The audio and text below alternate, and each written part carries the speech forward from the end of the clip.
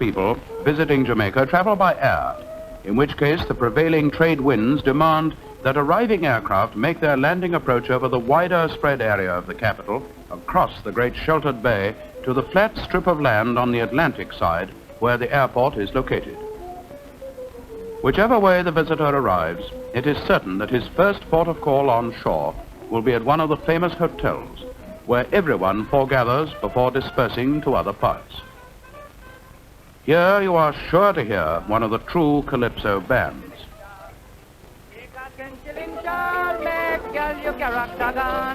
So fun me soldier man, fun me soldier man, fun me soldier man, Lord, oh girl you character gun. Since the baby come born, since the baby come born, since the baby come born, oh the father gone a contingent. So fun me soldier man, fun me soldier man, fun me. Across the bay from Kingston are the ruins of old Fort Royal, dating back to the days of Nelson. Unfortunately, time, earthquakes and neglect have left little remaining of this old and historic milestone in British history. Kingston, as a capital city, can scarcely be termed a credit to this lovely country. It's a vast, sprawling place and has grown throughout the island's development and continues to grow. But possibly economics have been against architectural development. Nonetheless, this thriving metropolis is not without much interest for the passing tourist. Away from the waterfront and the commercial areas, the city opens out into wide spaces and parks.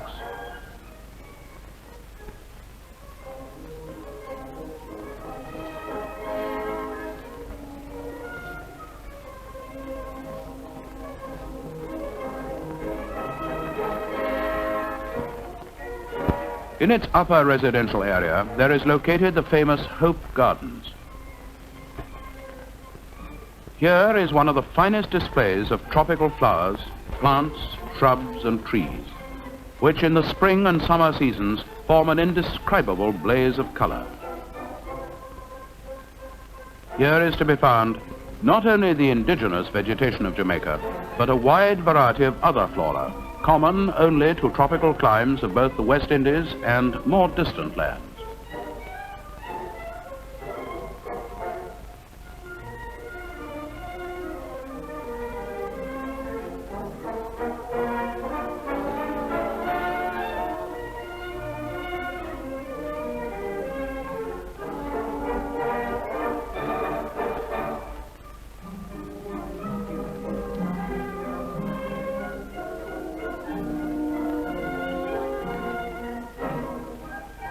In special greenhouses, some of the rarest orchids in the world are grown.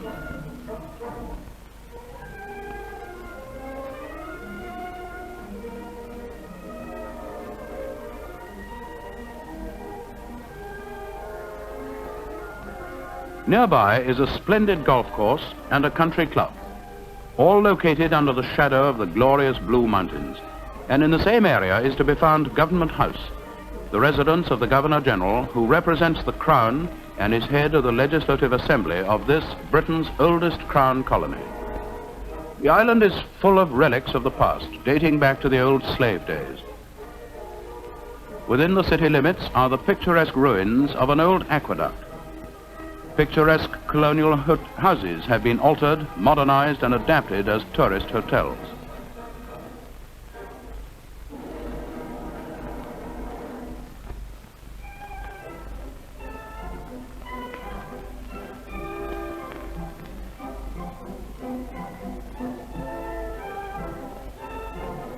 And surely, of all racecourses in the world, there can be none more picturesque nor more beautifully set than Kingston's racecourse.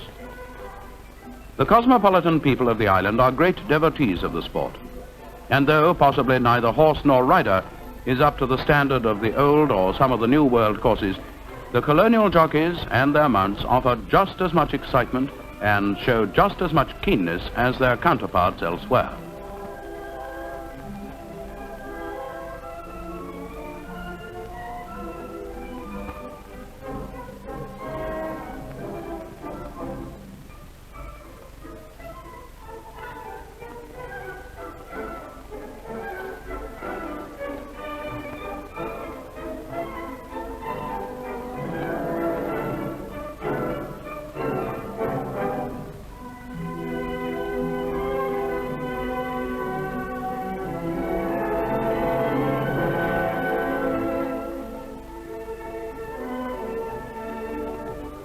The fruit and vegetable produce of Jamaica is of infinite variety.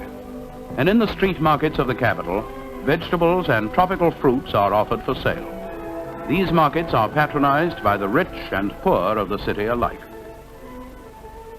The Jamaican Negroes, now far removed from their descendants of the old slave days, seize every opportunity which is offered of learning and improving their position in life.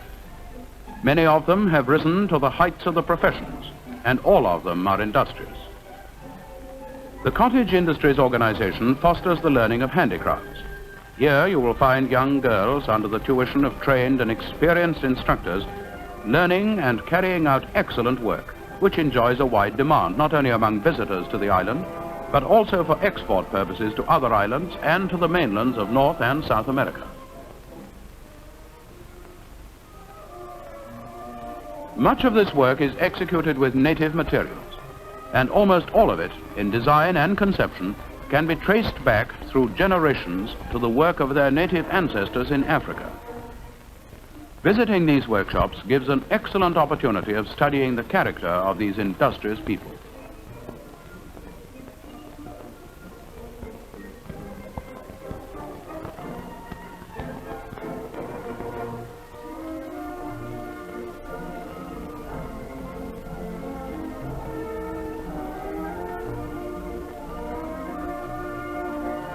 Not only weaving, but embroidery forms a part of their work.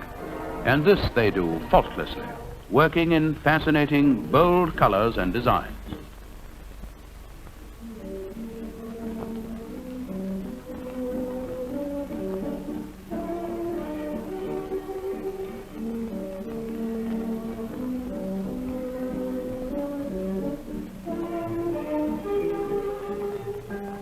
From Kingston, fine main roads radiate into the glorious countryside.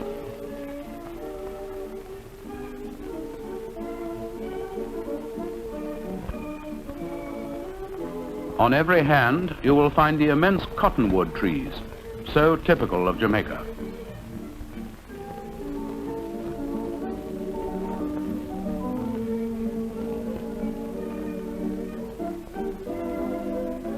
A few miles from Kingston is the little one-time capital of the island, Spanish Town. The old government buildings still remain in a good state of preservation and have in recent years been repaired and renovated. Much of the history of the British Empire has been built around the West Indies and the Spanish Main. And such monuments as the buildings of this old capital of the island should, and we hope will be, preserved for all time.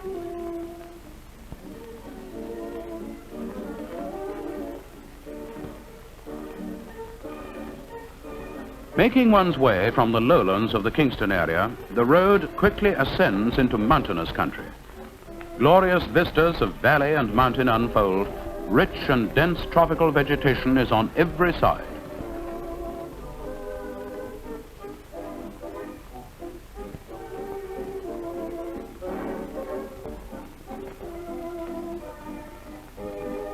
In the heart of such country are the wonderful natural botanical gardens. Here is to be found in unspoiled surroundings examples of practically every form of indigenous vegetation of the island.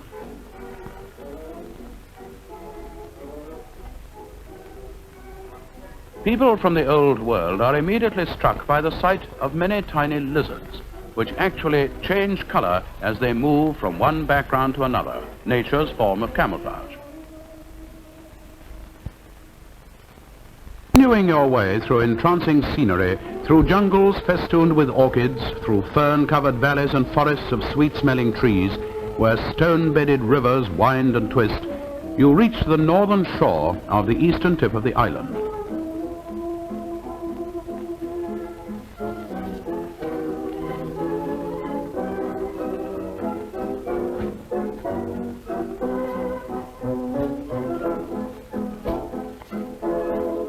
Here, below great towering tree-covered cliffs, is found one of the secluded beauty spots of this northern shore, the Great Blue Hole, where the dark blue waters reach unplumbed depths.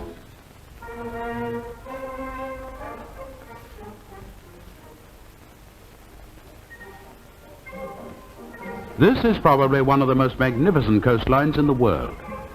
There is about it something almost fantastic. Such scenery exists in practically no other tropic island in the whole world.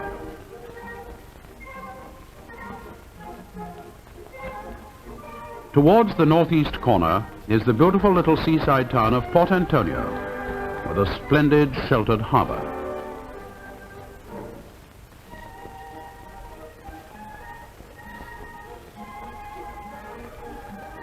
The main shelter is provided by a picturesque island owned by the film star Errol Flynn, whose fine yacht is generally found lying at anchor in the sheltered waters.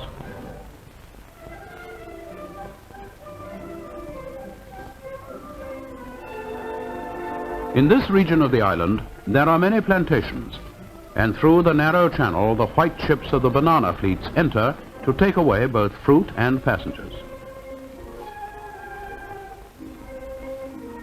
It is indeed a spectacular scene to see one of these large ships coming in through the extremely narrow harbor entrance, passing behind the stately coconut palms which fringe the water's edge.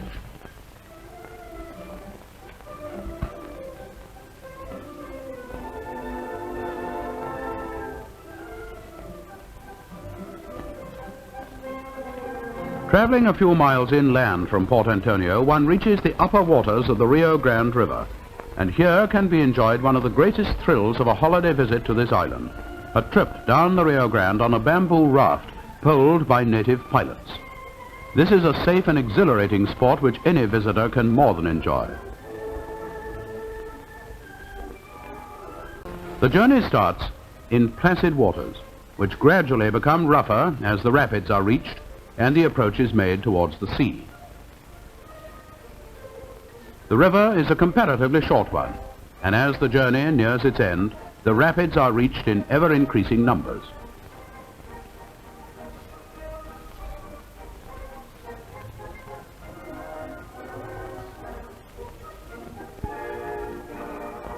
At the end of the river journey, you once more reach the coast road and make your way back towards Port Antonio, and on your way you are certain to see the Negro people with their donkey transport.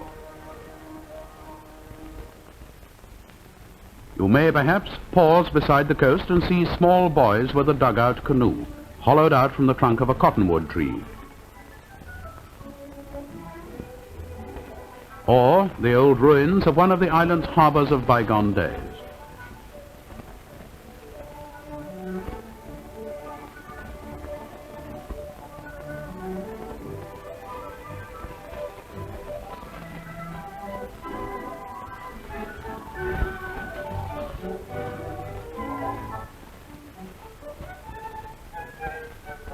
Along this shore are beautiful shaded waters and lagoons.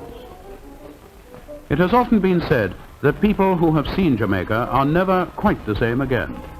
It is one of 2 or 3 places that leave a nostalgia for beauty and serenity. And if you only stay for an hour or a day, the Jamaican people are philosophical, for they know full well that you will return.